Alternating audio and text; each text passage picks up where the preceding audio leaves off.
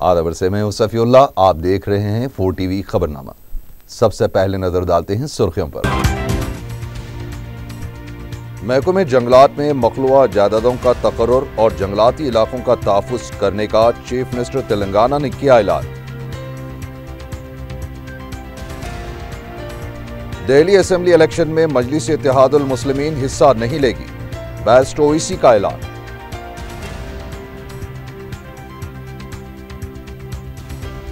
मेरा बेटा बेकसूर है, सलमान मोहिउद्दीन के वालिद का दावा।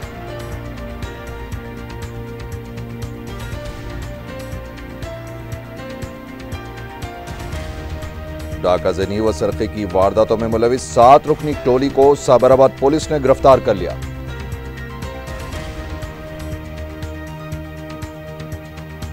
और चंदानगर में पतंग के मांझे से स्कूटर सवार का गला कट गया, हॉस्पिटल में जख्मी शख्स फौत।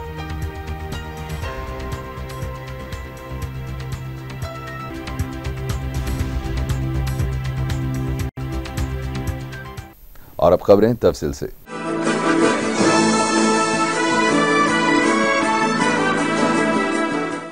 रियासती वज़ीर आला के चंद्रशेखर राव ने ऐलान किया है कि महकमे जंगलात में मखलूआ जायदादों पर तखर्रुरात किए जाएंगे।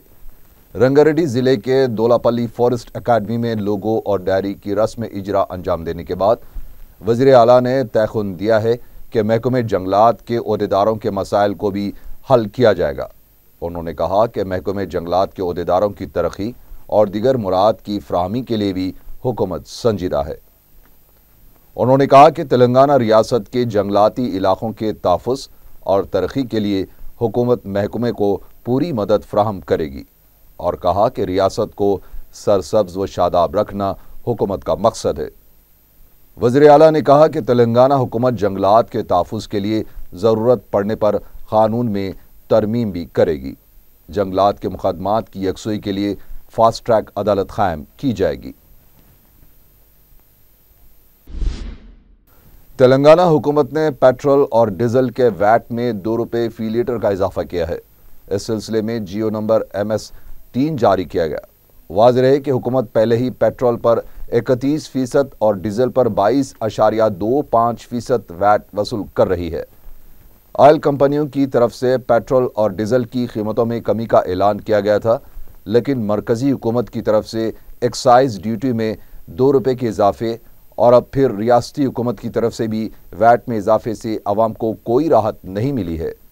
बैनुल अक़वामी मार्केट में खाम तेल की कीमत में गैर मामूली कमी के बावजूद भी अवाम राहत से महरूम हैं। रियासती वज़ीर इमारत और शौहरे T नागेश्वर राव ने कहा है कि तेलंगाना में EPC टेंडर निज़ाम को बरकरार नहीं रखा जाएगा।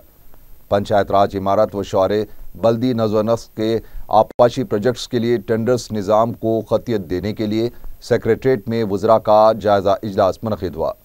बाद में मीडिया से बात करते रियासती वज़ीर T नागेश्वर राव ने कहा कि EPC टेंडर्स की वजह से कामों में ताख़ीर और बदऊनानियाँ हो रही हैं, इसलिए उसे ख़त्म किया जा रहा है। उन्होंने बताया कि इजलास में नए निज़ाम से मुतालिक बाज़ तजावीज़ सामने आई हैं, इसे वज़ीर आला के सामने रखा जाएगा और उस पर क़तई फैसला लिया जाएगा। रियासती वज़ीर पंचायत राज KTR ने ग्राम पंचायत सेक्रेटरीज की डायरी की रस्म इजरा अंजाम दी है। इस मौके पर उन्होंने कहा कि ग्राम सेक्रेटरीज हुकूमत के नुमाइंदों के तौर पर खिदमात अंजाम देते हैं और उन्हें अवाम की खिदमत के लिए मुतहरिक रहना चाहिए। उन्होंने इंतबाह दिया है कि फंड्स के नाजायज़ इस्तेमाल के खिलाफ सख्त कार्रवाई की जाएगी, संजीदा इक़दाम करने चाहिए। KTR ने कहा कि बहबूद शोबे ज़राअत और सनतों की तरक्की हुकूमत का मकसद है और कहा कि बहबूद और ज़राई तरक्की में ग्राम सेक्रेटरीज का रोल इंतहाई अहमियत का हामिल है। विकाराबाद को सेटेलाइट सिटी बनाने के सिलसिले में जायजा इजलास मुनक़िद हुआ। वज़ीर ट्रांसपोर्ट महेंद्र रेड्डी ने इस मौके पर बाज़ कामों में तसाहुल बरतने पर बरहमी का भी इजहार किया है। उन्होंने ओहदेदारों को हिदायत दी है कि तरक्याती कामों में तेज़ी पैदा की जाए। इजलास में रेवेन्यू, आबी, सेहत व दीगर शोबेजात के ओहदेदारों ने शिरकत की है। कायदे पोजीशन जाना रेड्डी ने कहा है कि वज़ीर आला के अजला के दौरे को अहमियत नहीं दी जानी चाहिए। मीडिया से बात करते हुए उन्होंने कहा कि यह वज़ीर आला की जिम्मेदारी है कि अगर कोई अवाम की खिदमत ना करे तो अवाम उसे ज़रूर सबक सिखाएंगे। जाना रेड्डी ने पार्टी के बाज़ कायदीन की तरफ से पीसीसी अरकान पर तनकीदों को नामुनासिब करार दिया। उन्होंने हुकूमत से मुतालबा किया है कि दूसरी फसल के लिए खम्मम और नलगुंडे के किसानों को नागार्जुना सागर से पानी सरबराह किया जाए। तेलुगुदेशम लीडर नरसर रेड्डी ने कहा है कि वज़ीर आला की कारकर्दगी और फैसलों से सुनहरा तेलंगाना की तामीर मुमकिन नहीं है। मीडिया से बात करते हुए उन्होंने कहा कि अगर केसीआर हुकूमत की 6 महीने की कारकर्दगी का जायजा लिया जाए तो हर शोबे में कटौती की गई है। नरसर रेड्डी ने बताया कि राशन और वज़ाइफ में कटौती की गई है, जबकि इंतखाबात में जिन वादों के जरिए इख्तिदार हासिल किया गया था अब अवाम को गुमराह किया जा रहा है।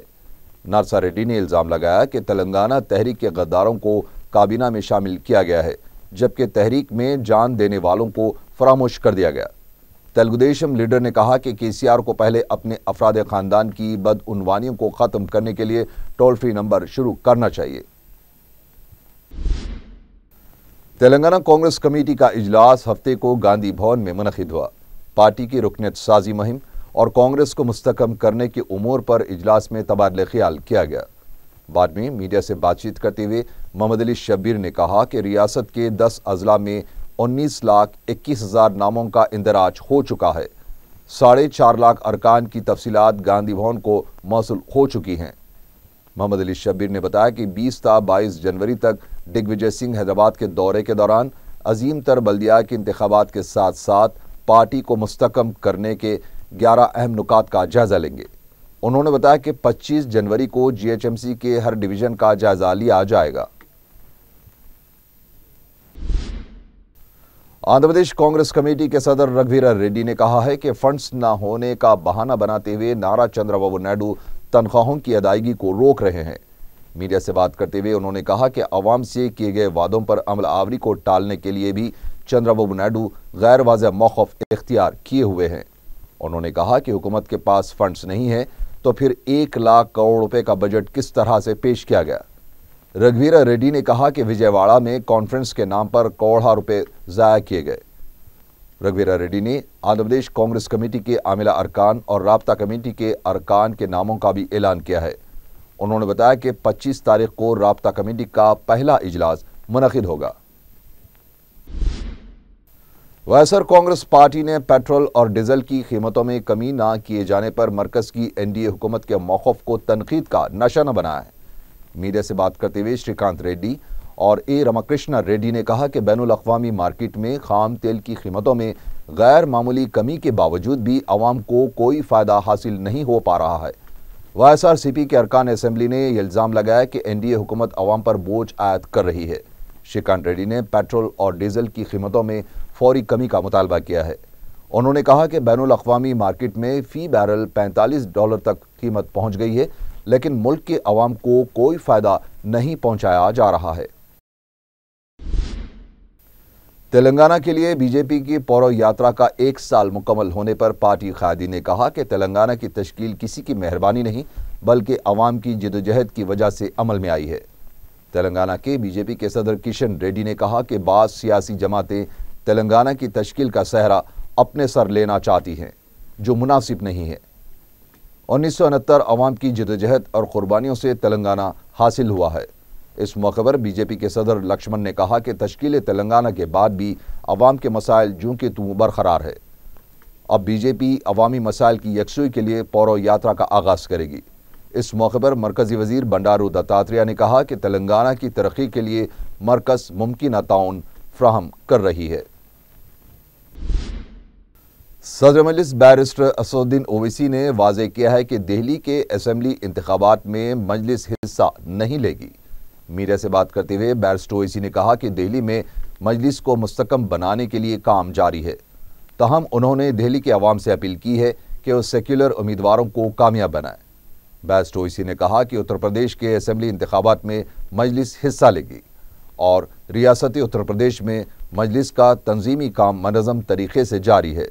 किरण बेदी की बीजेपी में शमूलियत और उन्हें दिल्ली के वज़ीर आला के तौर पर पेश किए जाने से मुताल्लिक सवाल पर बैरिस्टर ओवैसी ने कहा कि किरण बेदी की घर वापसी हुई है। नहीं, हमारी पार्टी की कल मीटिंग हुई और हमने फैसला लिया कि हम इस चुनाव में हिस्सा नहीं लेंगे, इसलिए कि हमारे जो ऑर्गेनाइजेशन ग्रास रूट लेवल पे उतना भी स्ट्रांग नहीं है, मगर यकीनन हमारा काम चल रहा है। इंशाल्लाह फ्यूचर में हम पूरे इलेक्शन में दिल्ली के हिस्सा लेंगे, चाहे वो दिल्ली म्यूनसिपल कॉरपोरेशन के हों या असम्बली के हों, जब भी होंगे, मगर फिल वक्त हम इलेक्शन में हिस्सा नहीं लेंगे। और हम दिल्ली की आवाम से ये अपील कर रहे हैं कि वो सेकुलर कैंडिडेट्स को अपना वोट देकर उनको कामयाब करें। सेकुलर कैंडिडेट्स की मैं बात कर रहा हूँ और दिल्ली की आवाम बड़े दानिशमंद हैं और वो पूरा जानती हैं कौन सेकुलर है और उसको अपना वोट देंगे वो लोग। नहीं, वो दिल्ली आवाम तय करेगी। हम अपनी पार्टी की तरफ से इतना ही उनसे अपील करेंगे कि वो सेकुलर कैंडिडेट्स को कामयाब करें। नहीं, सवाल किसी एक कम्युनिटी का नहीं है, सवाल इसका है कि आवाम के लिए क्या अच्छा होगा। आवाम जानती है, जमहूरियत है, हम तो सिर्फ आवाम से गुजारिश कर सकते हैं कि वो अपने वोट को ज़ाय होने ना दें। आवाम जानती है हम क्या कह रहे हैं और उस पर फैसला करेंगे। अब उनके ट्वीट तो चल रहे हैं जो उन्होंने पहले कहा था प्राइम मिनिस्टर के बारे में, RSS के बारे में, बीजेपी के बारे में। चलिए, उनकी भी घर वापसी हो गई। नहीं, हम नहीं जाएंगे, हम किसी के लिए कैंपेन नहीं करेंगे। नहीं, यूपी में तो ऑन रिकॉर्ड आपसे कह रहा हूँ कि इंशाअल्लाह ताला 2017 में या 16 के आखिर में जब असम्बली के इंतखाबात होंगे, हम पूरा उसमें हिस्सा लेंगे। और वहाँ पर बहुत ज़्यादा काम चल रहा है पिछले 2.5 साल से, और इंशाअल्लाह ताला अनकरीब में हमारे पब्लिक मीटिंग्स भी हुए हैं वहाँ पर, और भी तेज़ होगा काम। यकीनन हम वहाँ पर इलेक्शन में हिस्सा लेंगे, उसमें कोई कॉम्प्रोमाइज़ नहीं होगा, अच्छे ताकत के साथ हम जाके वहाँ मिलेंगे। रियासती हज कमेटी हज सीज़न 2015 के इंतजामात में मसरूफ़ हो गई है। 19 जनवरी की सुबह से हज सीज़न 2015 के लिए दरख्वास्तें जारी की जाएंगी। सफ़र मुक़द्दस के लिए पहली फ़्लाइट 17 अगस्त को रवाना होगी, जबकि फ़राइज़ हज का आगाज़ 30 सितंबर से शुरू होने का इम्कान है। रियासती हज कमेटी के स्पेशल ऑफिसर S.A. शकूर ने बताया है कि मरकज़ी हज कमेटी ने ऑनलाइन दरख्वास्त दाखिल करने की भी सहूलत शुरू की है। आज़मीन मरकज़ी हज कमेटी की वेबसाइट की तवस्सुत से ऑनलाइन दरख्वास्तें दाखिल कर सकते हैं। इस साल भी 70 साल से ज़्यादा उम्र रखने वाले और 34 मरतबा दरख्वास्त देने वाले आज़मीन का खुर्रा के बगैर इंतखाब अमल में आएगा। S.A. शकूर ने बताया कि 16 ta 24 मार्च को दरख्वास्तों का खुर्रा के ज़रिए इंतखाब किया जाएगा, जबकि 30 अप्रैल मुंतखबा आज़मीन के पासपोर्ट, तस्वीर और रकम की पहली किस्त जमा कराने की आखिरी तारीख होगी। फ़ी आज़िम को 1500 रियाल रकम दे दी जाएगी। इसके अलावा 490 रियाल कुर्बानी और 110 रियाल मदीने मुनव्वरा में ट्रांसपोर्टेशन और खाने की रकम इस मरतबा आज़िम के हाथ में नहीं दी जाएगी। हज कमेटी इसका इंतज़ाम करवाएगी, जबकि मुंतखबा आज़िम को रकम की दूसरी किस्त अदा करने की आखिरी तारीख 30 अप्रैल है। इंशाअल्लाह 19 जनवरी से हज फॉर्म दिए जाएंगे और दाखिल करने की आखिरी तारीख है 20 फरवरी आखिरी तारीख है। इस मरतबा कुछ तब्दीलियाँ सेंट्रल हज कमेटी की जानिब से की गई है। वो ये है कि ख़ास तौर पर फॉर्म ऑनलाइन दाखिल कर सकते हैं, फॉर्म आप डाउनलोड कर सकते हैं हज कमेटी ऑफ इंडिया.com से फिलअप करके आप उसके ऊपर फ़ोटो लगा के जो भी डॉक्यूमेंट्स है, पासपोर्ट की ज़ेरॉक्स वगैरह लगा के हज कमेटी में दाखिल कर सकते हैं, जिसके बाद आपका कवर नंबर जनरेट किया जाएगा और कवर नंबर दिया जाएगा। और छोटी सी तब्दीलियाँ की गई हैं, जैसा कि गुज़िश्ता साल 2100 रुपये आज़मीन को जाने से कबल यहाँ पर दिए जाते थे, तो अब की मरतबा 2100 रियाल की बजाय सिर्फ 1500 रियाल दिए जाएंगे, चूँकि कुर्बानी हुकूमत की जानिब से की जा रही है, CGI जिद्दा की जानिब से और सऊदी हुकूमत के ताउन से कुर्बानी के 490 रुपये और मदीने मुनव्वरा में खाने के 110 रियाल कट होने के बाद सिर्फ 1500 रियाल यहाँ से जाते वक्त दिए जाएंगे। तो लास्ट टाइम हमारे 2014 के हज कैंप में फ़्लाइट्स यहाँ से हमारे शमशाबाद एयरपोर्ट से गए थे, लेकिन इस मरतबा हमारी यही कोशिश है इंशाअल्लाह ताला हम गवर्नमेंट ऑफ इंडिया और रियासती हज कमेटी को फौरी तौर पर हम रिप्रेजेंट करने वाले हैं कि बेगमपेट एयरपोर्ट से हमारे, क्योंकि चार्टर्ड फ्लाइट्स हैं हमारे, तो उसको बेगमपेट एयरपोर्ट से जाने की इजाज़त दी जाए, क्योंकि बेगमपेट एयरपोर्ट एक इस्टेब्लिश एयरपोर्ट है जहां पर कैंटीन है या जो भी विजिटर्स आते हैं उनको ठहरने के लिए जगह है और बड़ी सी पार्किंग है और आदमीन के लिए भी एयर कंडीशन है। अब हम हुकूमत से रिप्रेजेंट करेंगे कि जो बेगमपेट एयरपोर्ट से हमारे चार्टर्ड फ्लाइट जाने के हमको इजाज़त दी जाए। चारमीनार असेंबली हलके के लोक सत्ता पार्टी के डिवीजन सदर जय कुमार ने मजलिस में शमूलियत इख्तियार कर ली है। जय कुमार ने दारुस्सलाम में सदर मजलिस बैरिस्टर असदुद्दीन ओवैसी और मजलिसी अरकान असेंबली से मुलाकात की और लोक सत्ता छोड़कर मजलिस में शामिल होने का ऐलान किया।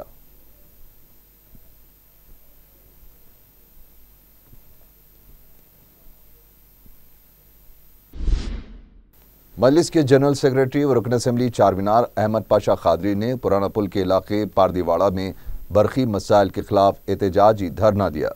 उन्होंने मीडिया को बताया कि गुज़िश्ता 2 दिनों से इलाके में बरखी सरबराही मजदूर थी। इस सिलसिले में AE से शिकायत करके मसले की यकसुई नहीं की गई। उन्होंने बताया कि एहतजाज के दौरान महकमा बरखी ने हरकत में आते हुए यकसुई उन्होंने महकमा बरखी के मुकामी AE से को लापरवाह ठहराते हुए उनके तबादले का मुतालबा किया है।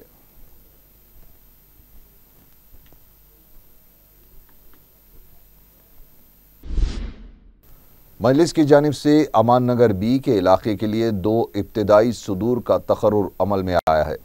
रुकन असेंबली मुमताज़ अहमद खान ने मीडिया को बताया कि अवाम अपने रोज़मर्रा के मसाइल की यकसुई के लिए मजलिस के मुकामी इब्तिदाई मोइनुद्दीन और शेख जाफ़र से रुजू हो सकते हैं।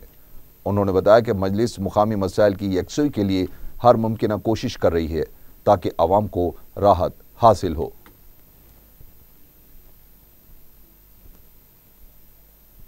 आज अमान नगर B के इलाके के अंदर सदर मोहतरम की हिदायत पर 2 इब्तिदाओं का क़याम अमल में आया।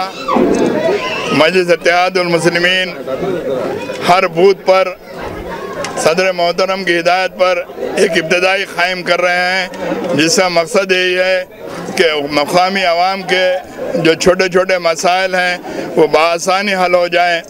तो मेरी तमाम आवाम से और ख़ुसूस कर जो इब्तिदाई के ज़िम्मेदारान हैं उनसे मेरी ये ख्वाहिश है कि आप अपने बस्ती के मसाइल को हल करवाने के लिए रात और दिन कोशिश करते रहें और अहलियान महल्ले से गुजारिश है कि आपके जो भी मसाइल हैं आप इब्तिदाई के सुदूर मोतमदीन को उससे आगाह करें। इंशाअल्लाह ताला आपके जो भी काम है वो बआसानी हल हो जाएंगे।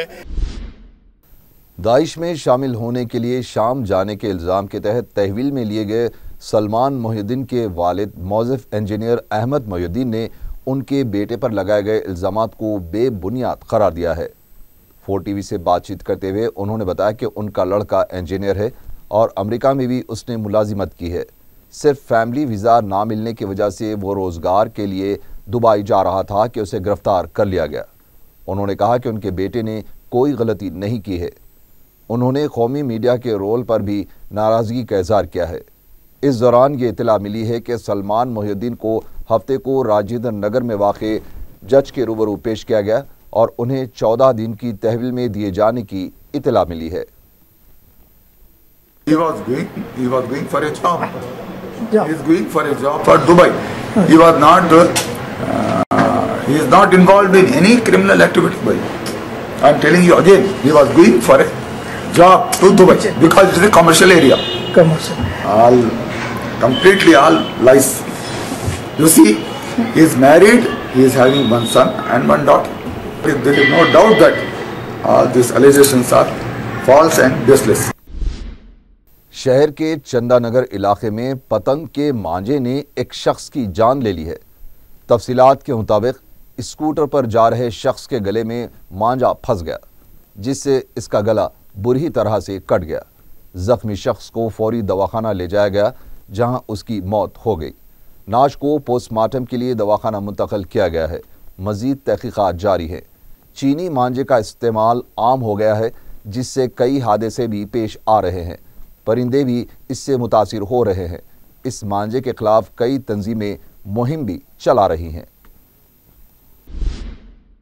महकमा विजिलेंस के ओहदेदारों के सैयद अलीगुड़ा और झिर्रा के इलाकों में बरकी मीटरों की जांच के लिए अचानक पहुंच जाने से मकीनों में सनसनी फैल गई। मुकामी अफराद की तशवीश को महसूस करते हुए मुतालिका रुकन असम्बली जाफर हुसैन मिराज ने विजिलेंस टीमों को वापस जाने का मशवरा दिया। माधापुर पुलिस ने डाकाजनी व दूसरी वारदातें अंजाम देने के इल्जाम में 7 अफराद को गिरफ्तार कर लिया है। डीसीपी माधापुर पुलिस ने मीडिया को बताया कि पुलिस ने एल स्वानी उर्फ खन्ना, राजू शर्मा, पी मनोज कुमार, वी रवि सोमाराजू उर्फ शिवा, डी राम गोपाल वर्मा, श्रीनिवास उर्फ फैनान श्रीनिवु और ई प्रशांत रेड्डी को गिरफ्तार कर लिया है। उन्होंने बताया कि गिरफ्तार शुदा अफराद की टोली डी कंपनी से मौसूम है, जिनका ताल्लुक मुंबई माफिया से है, जिसे गच्चीबौली के इलाके में एक पेट्रोल पंप के पास से गिरफ्तार कर लिया गया। उन्होंने बताया कि स्वानी और राम गोपाल वर्मा जबरी वसूली किया करते थे। उनके पास से एक पिस्तौल, 14 राउंड्स, 8 मोबाइल, एक एयर पिस्तौल, एक खंजर, एक तफंचा और खंजर बरामद कर लिया गया। उन्होंने बताया कि ये लोग एक ताजिर के पास 20 लाख रुपए नकद रकम जबरी वसूली के लिए गए थे। उसके अलावा दूसरे ताजिरीन के पास से भी करोड़ों रुपए वसूल करने के लिए कोशिशें कर रहे थे। चादरगढ़ पुलिस ने 2 सारिकों को गिरफ्तार करते हुए उनके कब्जे से 28 लाख रुपए मालियत के तलाई जेवरात, एक मोटरसाइकिल और 3 सेलफोन जब्त कर लिए हैं। डीसीपी एजुन ने बताया कि सैयद उमर और सैयद तारिक मोइनुद्दीन को एक इत्तला के बाद गिरफ्तार किया गया, जो 30 अगस्त 2014 को कालाडेरा मलकपेट में पेश आए सरखे की वारदात में पुलिस को मतलूब थे। पुलिस ने बताया कि सैयद उमर ने अपने ही रिश्तेदार के मकान में एक मंसूबे के तहत यह सरखे की वारदात अंजाम दी थी। जिस वक्त घर वाले किसी रिश्तेदार की बैरूनी मुल्क से आमद पर एयरपोर्ट गए हुए थे, उस वक्त इन दोनों ने मकान में सरखे की वारदात अंजाम दी थी और मुख्तलिफ चीज़ों का सरखा कर लिया था। चादरगढ़ पुलिस ने तहक़ीक़ात करते हुए दोनों को गिरफ्तार कर लिया है।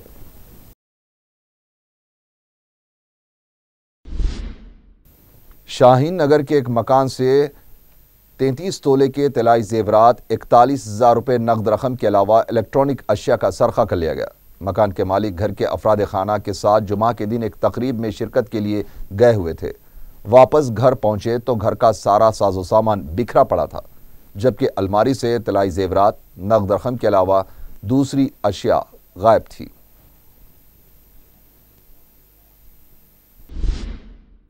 नॉर्थ जोन टास्क फोर्स की जानिब से अड्डागड्डा के इलाके में फुटपाथ पर शब बसरी करने वालों की काउंसलिंग की गई।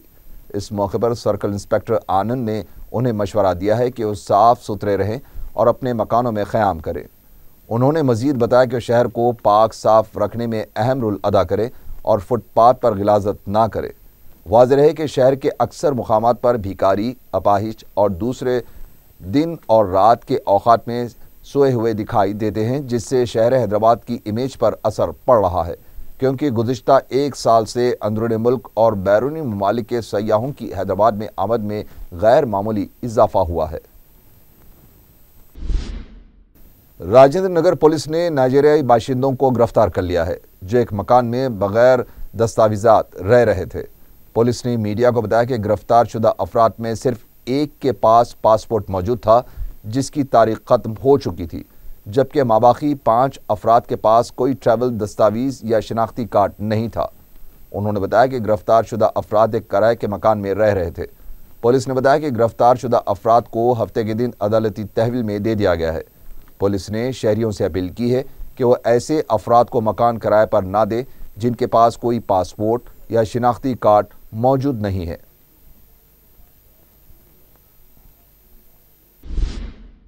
संगारेड्डी आबकारी पुलिस ने मुख्तलिफ मुकामात पर धावा करके 35 लाख रुपए मालती गैर कानूनी शराब को जब्त कर लिया है। डिस्ट्रिक्ट कमिश्नर आबकारी पुलिस यासीन कुरैशी संगारेड्डी ने 4TV से बात करते हुए बताया कि कोतापेट और कोहीर की शराब की दुकानों के लाइसेंस को जब्त और एक ऑटो को जब्त करके दुकानों को मुहरबंद कर दिया गया है।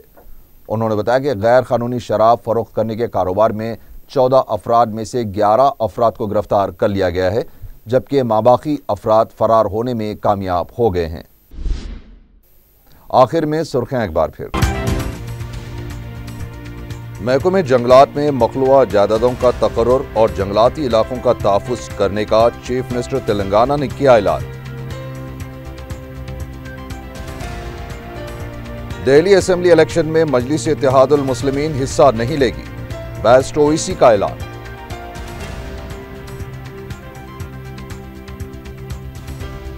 मेरा बेटा बेकसूर है, सलमान मोहिउद्दीन के वालिद का दावा।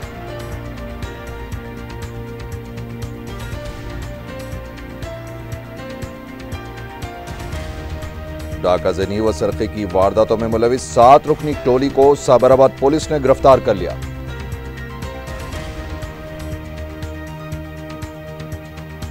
और चंदानगर में पतंग के मांझे से स्कूटर सवार का गला कट गया, हॉस्पिटल में जख्मी शख्स फौत।